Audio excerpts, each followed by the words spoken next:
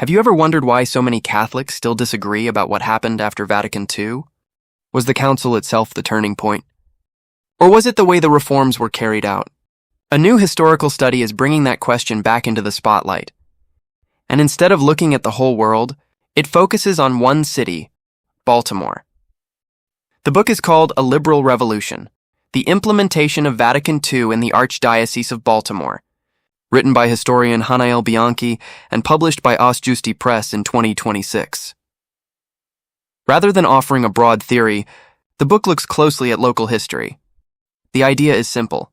Sometimes small details reveal a much bigger story. For many years, supporters of Vatican II hoped the council would bring a new springtime to the church. The goal was to renew Catholic life, to strengthen evangelization, and to connect the church more closely with the modern world.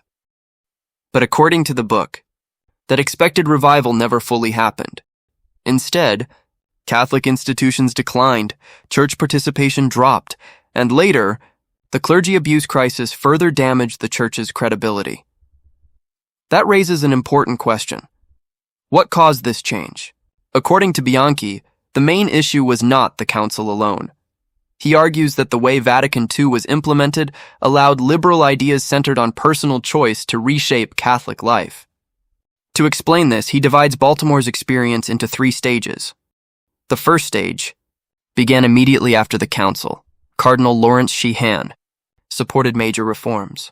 Many younger priests introduced rapid changes to the liturgy during the mid-1960s. Experimentation became common.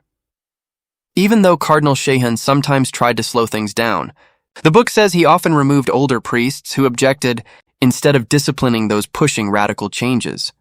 Ironically, many of the most radical priests later left the priesthood themselves.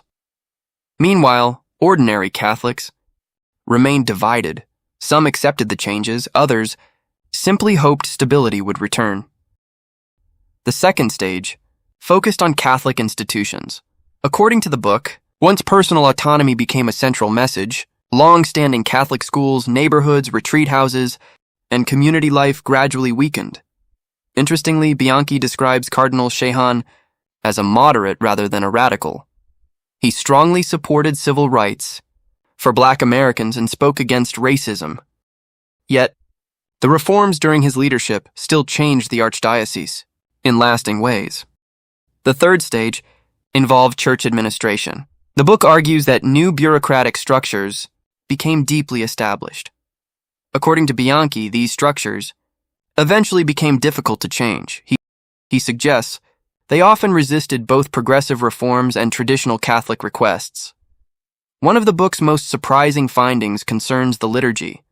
Many people think the old Mass simply became the new Mass in late 1969. But Bianchi argues the reality was far more gradual. For nearly 10 years, Baltimore experienced ongoing liturgical experimentation. Translations changed, new prayers appeared, postures changed, instructions continued to evolve. During that time, many Catholics simply wanted consistency. Archdiocesan surveys found that only a minority wanted the older Latin Mass, most preferred the vernacular liturgy. But many also hoped the new Mass would finally bring order, after years of constant change. The book also looks at church architecture. As Baltimore's suburbs expanded, after World War II, many new parishes celebrated Mass in gyms and social halls, while raising money for permanent churches. When modern-style churches were finally completed, many parishioners welcomed them. Not necessarily because they preferred modern architecture, but because they were relieved to leave temporary spaces behind.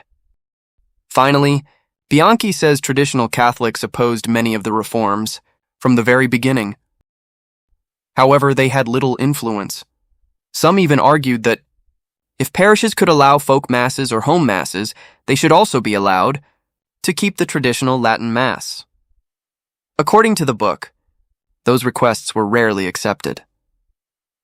After the controversy surrounding Humanae Vitae in 1968, Cardinal Sheehan reportedly became more appreciative of Catholics, who remained loyal to church teaching. Even so, petitions for the Latin Mass were often blocked.